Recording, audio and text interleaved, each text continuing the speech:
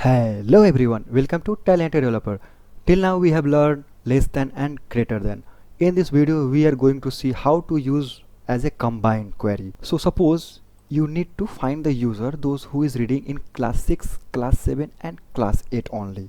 You don't want any class 2 or class 9. So how you can do? So our main requirement is like we need to find the user, those who is reading at least class 6. So how we can do?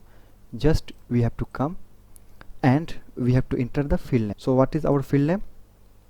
Class, right? And we need to find the user, those who is reading at least class 5. So what we can do? Just use $GT, right? That means greater than. And what we need to do? At least we have to enter as a 5. That means we need to find the user, those who is reading in class 6. That means greater than 5. And now you can run the query. Now you can see you are getting right class 6, class 7, class 9, right? But our requirement is we need to find class 6, class 7 and class 8 only.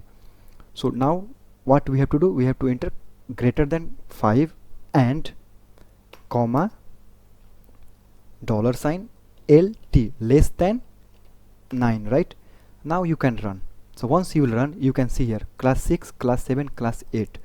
We are getting our output.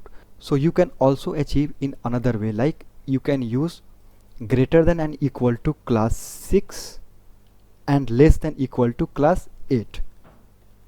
So that means it will be in the range of 6, 7, 8 only. So here you have to enter E, right? So GTE, that means greater than and equal to, and LTE, that means less than equal to. Now run F5. So 6, 7, 6, right? You are getting same output.